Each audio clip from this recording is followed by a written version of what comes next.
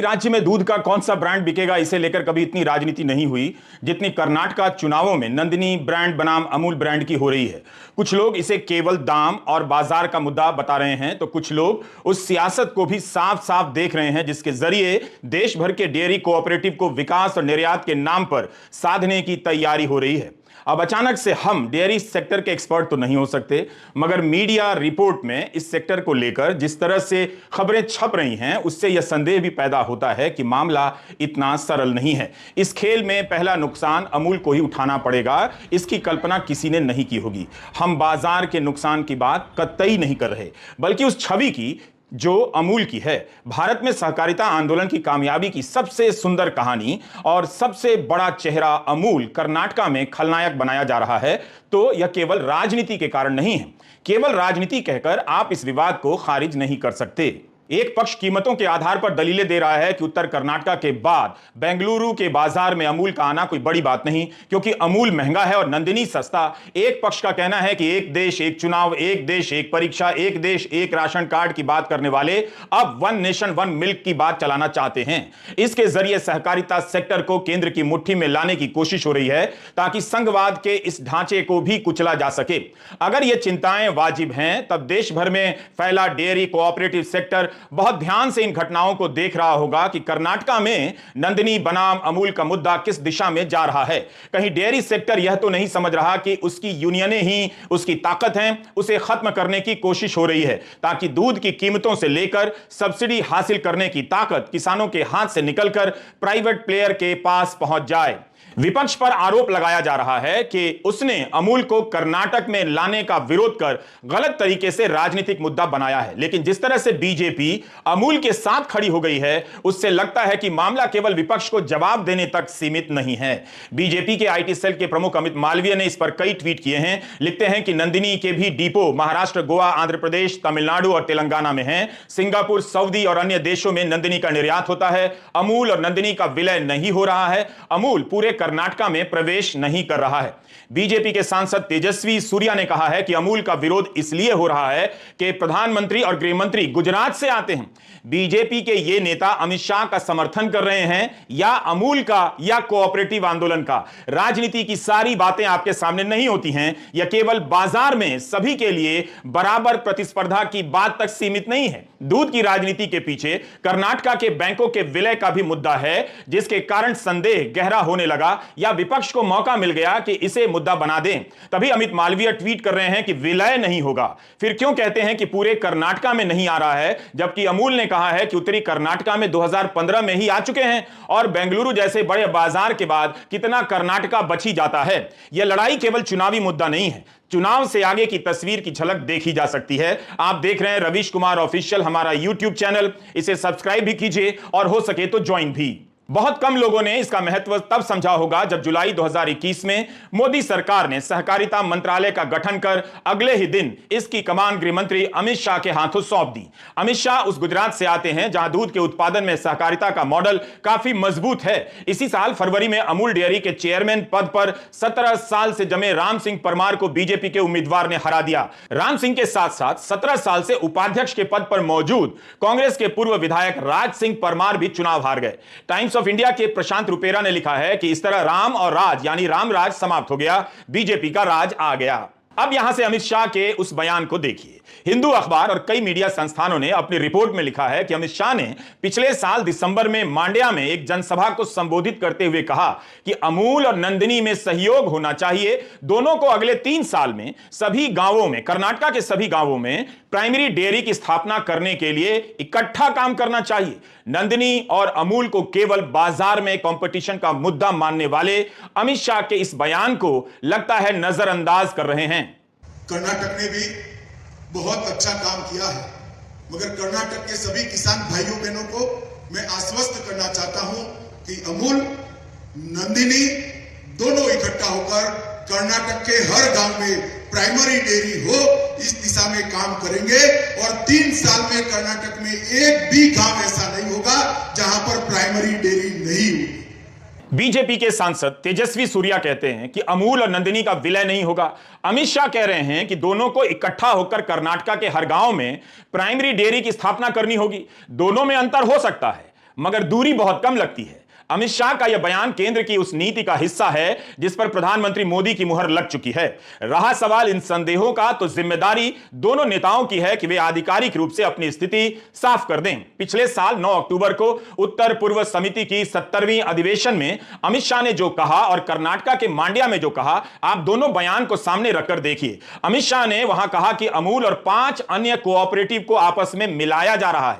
सरकार इसके जरिए कई राज्यों में काम करने वाली कोऑपरेटिव सोसाइटी बनाना चाहती है। दूध के निर्यात का बड़ा अवसर हमारे सामने है और सरकार इसके लिए मल्टी स्टेट कोऑपरेटिव बनाना चाहती है जो एक्सपोर्ट हाउस की तरह काम करेगा। इसी साल 11 जनवरी को अमित शाह का यह ट्वीट है कि मोदी सरकार ने फैसला कर लिया है कि राष्ट्रीय स्तर की 3 मल्टी स्टेट कोऑपरेटिव सोसाइटी बनाई जाएंगी।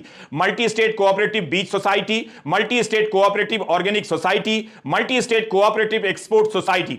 अमित शाह ने लिखा है कि multi state cooperative export society देश की लगभग 8,45,000 समितियों से जुड़कर उनके उत्पादों को विश्व भर में बेचने, उनकी क्षमताओं को बढ़ाने व उन्हें एक सफल व्यावसायिक उद्योग बनाने में मदद करेगी। इससे किसानों की आय में तो वृद्धि होगी, साथ ही रोजगार के अवसर भी उत्पन्न होंगे।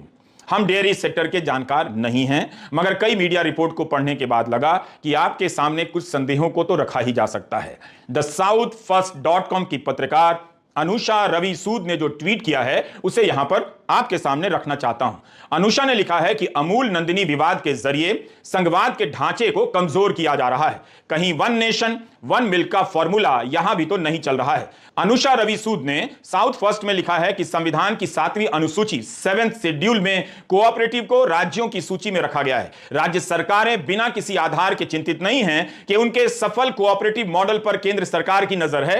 राज्यों की सूची में होने का यह भी मतलब नहीं कि ये किसी नियम कानून से नहीं बंधे हैं। हर राज्य का अपना एक सिस्टम है। इसके तहत सत्ता का जो बंटवारा है वो एक तरह से भारत में संघवाद के ढांचे को खाद पानी ही देता रहा है। सवाल है, क्या डेयरी सेक्टर को किसी राजनीतिक मकसद से कसने की तैयारी शुरू हो रही है? तब विपक्ष को भी इस पर अपनी राय खुलकर रखनी चाहिए। हल्का फुल्का मुद्दा बनाने के बजाय गंभीरता से सभी पक्षों पर अपना नजरिया साफ करना चाहिए। विपक्ष ने इसे कर्नाटक के बैंकों के विलय से जोड़ दिया है। कर्नाटक के गर्भ से कभी 5 सरकारी बैंकों का उदय हुआ था। 2 का वजूद खत्म हो चुका है, 2 जल्दी ही खत्म हो जाएंगे, ऐसा 2019 की एक रिपोर्ट में लिखा है कि एक ही सरकारी बैंक रह जाएगा। डेक्कन हेराल्ड में यह छपा है, अप्रैल 2019 की खबर है। बताया गया है कि 2017 में बैंक ऑफ मैसूर और उसके सहायक बैंकों का स्टेट बैंक ऑफ इंडिया में विलय कर दिया गया। उसके 2 साल बाद विजया बैंक को बैंक ऑफ बड़ौदा और देना बैंक के साथ मिला दिया गया। उस समय देश के सभी बैंकों में संपत्तियों के मामले में विजया बैंक का प्रदर्शन शानदार था और इसका एनपीए भी कम था। कॉर्पोरेशन बैंक को यूनियन बैंक और आंध्रा बैंक के साथ मिला दिया गया। कहा गया कि बैंकों के भविष्य के लिए ऐसा करना जरूरी था। क्या बैंकों के विलय की तुलना कर्नाटक के चुनावों में अमूल बनाम नंदिनी ब्रांड से हम कर सकते हैं? डेयरी बिजनेस इतना छोटा तो नहीं है कि किसी की नजर ना पड़े। रही बात अदानी मामले की, तो निश्चिंत रहिए, कुछ नहीं होने वाला है। सवाल प्रधानमंत्री से पूछेंगे तो बयान शरद पवार दे आएंगे। फिलहाल डेयरी उद्योग पर हमारे इस वीडियो को ध्यान से और पूरा का पूरा देखिए। आखिर अमित शाह के इस बयान का क्या मतलब है कि सहकारिता मंत्रालय देश भर में ग्रामीण डेयरी की स्थापना करेगा? अनुषा की रिपोर्ट में एक और अहम जानकारी है। इसी साल 18 मार्च की पीआईबी पत्र सूचना कार्यालय की यह सूचना आप देख सकते हैं। इसमें कहा गया है कि अमित शाह ने कहा है कि प्रधानमंत्री मोदी द्वारा गठित सहकारिता मंत्रालय, एनडीडीबी और पशुपालन विभाग देश में 2 लाख पंचायतों में ग्रामीण डेयरी की स्थापना करेगा। उन्होंने कहा कि मोदी सरकार ने निर्यात के लिए एक मल्टी स्टेट कोऑपरेटिव सोसाइटी बनाई है, जिसके साथ इन 2 लाख ग्रामीण डेयरी को जोड़कर निर्यात के 5 गुना बढ़ने की संभावना है। कहीं गन्ना सहकारी समितियों की तरह डेयरी सहकारी समितियों पर कब्जा करने की तैयारी तो नहीं चल रही है। उन्हें एक छतरी के नीचे लाकर उनकी ताकत को सबसे बड़ी ताकत के नीचे लाने की तैयारी की बात क्या बेवजह है? ऐसे बदलावों पर कितनी कम चर्चा होती है। चुनाव के बहाने ही सही डेयरी सेक्टर के इस बदलाव पर नजर तो गई। सवाल है कि जब राज्यों के कोऑपरेटिव ने अपने दम पर अच्छा काम करके दिखाया है तो केंद्र सरकार सीधे उन्हें मदद क्यों नहीं देती? राज्यों को पैसा क्यों नहीं देती कि वे अपनी कोऑपरेटिव के जरिए ग्रामीण डेयरी की स्थापना करें? 2 लाख पंचायतों में डेयरी की स्थापना का प्लान आखिर क्या है? इसे और सफाई से सरकार को जनता के सामने रखने की जरूरत है। जो लोग इसे संघवाद पर हमला बता रहे हैं, उनकी बातों से यही लगता है कि अब राज्यों की डेयरी के सामने केंद्र की ग्रामीण डेयरी से चुनौती खड़ी हो सकती है। पिछले कई सालों से अगर आप केंद्रीय मंत्री अमित शाह जी की स्टेटमेंट्स देखें या फिर यूनियन कैबिनेट की फैसले जो है, आप अगर वो सारे देखें तो उनकी इंटेंट बहुत ही क्लियर है। यूनियन गवर्नमेंट चाहती है कि मल्टी स्टेट कोऑपरेटिव्स सेटअप हो जो डायरेक्टली यूनियन गवर्नमेंट के कंट्रोल में आए।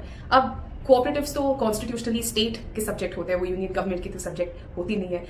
बहुत बार ढेर सारे इवेंट्स में अमित शाह जी ने बहुत बार ये बात दोहराया है कि वो डेयरीज के लिए यानी दूध एंड मिल्क प्रोडक्ट्स के लिए मल्टी स्टेट कोऑपरेटिव्स सेटअप करना चाहते हैं। वो रूरल एरियाज में, ग्रामीण प्रदेश में डेयरीज भी सेटअप करना चाहते हैं और ये जो मिल्क प्रोक्योरमेंट वहां पे होता है वो डायरेक्टली मल्टी स्टेट कोऑपरेटिव्स के अंदर लाए। अब ये जो ग्रामीण प्रदेश में किसान है उन्हीं से तो प्राइमरी कोऑपरेटिव जो होते हैं जैसे अमूल है या केएमएफ है कर्नाटक का नंदिनी प्रोडक्ट जो केएमएफ की तरफ से है, ये सारे कोऑपरेटिव्स प्राइमरी कोऑपरेटिव्स तो प्रोक्योरमेंट वही किसानों से करते हैं। और अब the union government wants to set up a multi state cooperative जहां पे वो चाहते हैं कि वो ग्रामीण डेयरी सेटअप करे और प्रोक्योरमेंट डायरेक्टली वहीं से करे। अब ये सवाल उठता है कि अगर इफ दिस गोज फॉरवर्ड तो ये प्राइमरी डायरीज का क्या होगा। जब अमित शाह कर्नाटक आए थे दिसंबर में पिछले साल, उन्होंने कहा था कि अमूल और नंदिनी और या केएमएफ को एक साथ काम करना चाहिए, they should cooperate with each other in a scenario जहां पे केएमएफ को अमूल की तरफ से टेक्निकल सपोर्ट मिलेगी, कोऑपरेशन मिलेगा ताकि KMF can set up rural dairies at every village level and in exchange KMF की तरफ से शायद अमूल के प्रोडक्ट्स को एक मार्केटिंग स्पेस मिल जाएगी कर्नाटक में।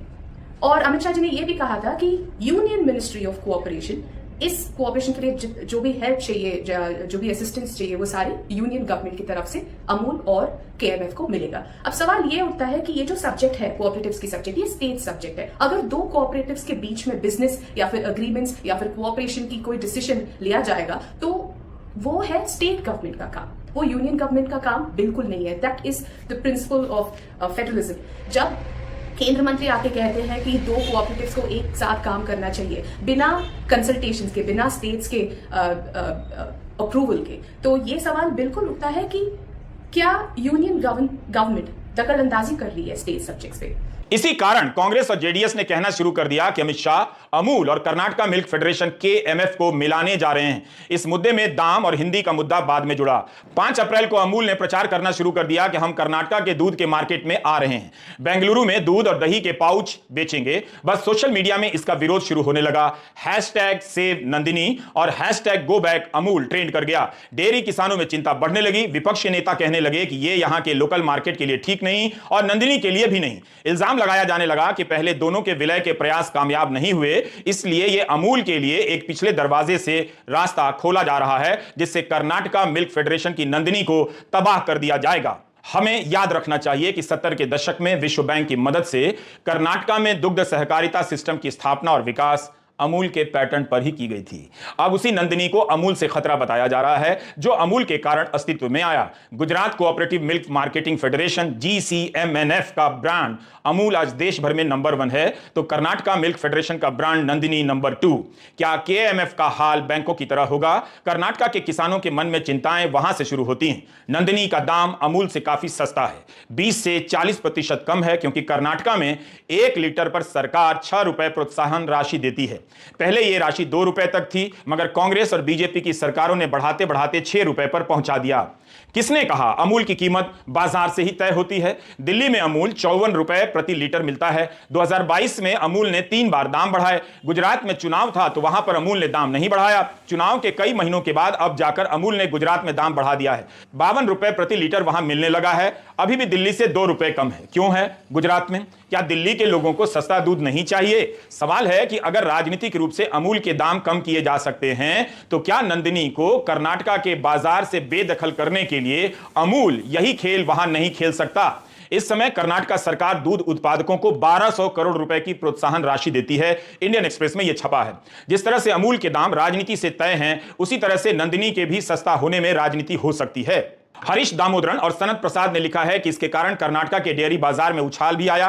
केएमएफ के तहत आने वाली यूनियनें हर दिन 30 लाख किलोग्राम की वजह अब 82 लाख किलोग्राम दूध खरीदने लगी हैं। 15 साल में इतना बड़ा बदलाव आ गया। गुजरात कोऑपरेटिव मिल्क फेडरेशन और केएमएफ कर्नाटका मिल्क फेडरेशन ने मिलकर देश के दूध उत्पादन का 60% हिस्सा कब्जा लिया है। ये लोग खरीदारी करते हैं। इंडियन एक्सप्रेस में छपी इस रिपोर्ट को अब देखिए। 2017 में हरीश दामोदरन और पार्थ शास्त्री विश्वास की रिपोर्ट है। इसमें बताया जा रहा है कि महाराष्ट्र के डेयरी संगठनों ने आरोप लगाया था कि हर दिन 21 लाख लीटर दूध की अतिरिक्त खरीद होती है, जिसे कर्नाटका के पड़ोसी राज्यों में डंप किया जा रहा है। चूंकि कर्नाटका का दूध सब्सिडी पर खरीदा जाता है, इसलिए वो इन राज्यों में दाम कम कर रहा है। उस समय केएमएफ ने कहा कि 21 लाख लीटर दूध प्रतिदिन का आंकड़ा गलत है। प्रतिदिन 10 लाख लीटर दूध से ज्यादा की अतिरिक्त खरीद नहीं हो रही है। कर्नाटका मिल्क फेडरेशन का कहना था कि महाराष्ट्र में किसानों को सब्सिडी देने से किसने रोका है। इस मामले से जुड़ी एक और खबर मिली है जो टाइम्स ऑफ इंडिया में छपी है।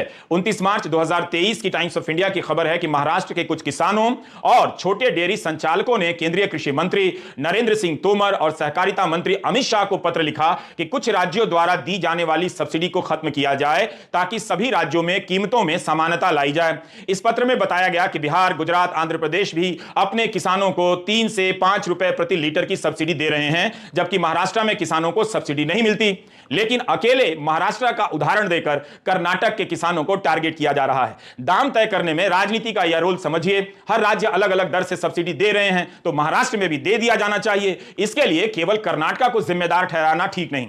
मुख्यमंत्री बसवराज बोम्मई इस मामले में साफ कहते हैं कि हम अमूल को आने से नहीं रोकेंगे। हम खुले बाजार में नंदिनी को अमूल के सामने प्रतिस्पर्धी बनाएंगे।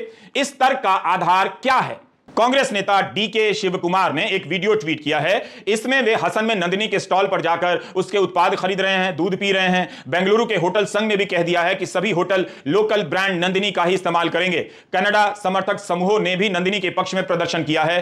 कांग्रेस का कहना है कि कर्नाटका की गरिमा से खिलवाड़ हो रहा है। यह अमित शाह का प्लान है कि गुजरात के बाहर जो कोऑपरेटिव हैं उनको कंट्रोल में लाया जाए ताकि चुनावों के दौरान उनका गलत इस्तेमाल हो सके। जब नंदिनी से जरूरतें पूरी हो रही हैं तो बाहर से ब्रांड क्यों लाया जा रहा है? इससे प्राइवेट प्लेयर का मुनाफा होगा। सिद्धारमैया इस तरह की बातें कर रहे हैं। कर्नाटका में अमूल के खिलाफ प्रदर्शन भी हुए हैं। कर्नाटका के मुख्यमंत्री ने कहा है कि नंदिनी को देश का नंबर 1 ब्रांड बनाएंगे, अमूल को भी लाएंगे। अमूल के एमडी का एक्सप्रेस और हिंदू में इंटरव्यू छपा है। इस सवाल का जवाब उस इंटरव्यू से नहीं मिलता है कि अमित शाह ने जो कहा है कि अमूल और नंदिनी मिलकर कर्नाटका के सभी गांवों में प्राइमरी डेयरी की स्थापना करेंगे, इसका क्या मतलब है? अमित शाह ने जो जनवरी में मल्टी स्टेट कोऑपरेटिव बनाने की बात कही है, अमूल और अन्य कोऑपरेटिव के विलय की बात कही है, क्या उससे यह संदेह गहरा नहीं होता कि नंदिनी और अमूल का विलय हो सकता है?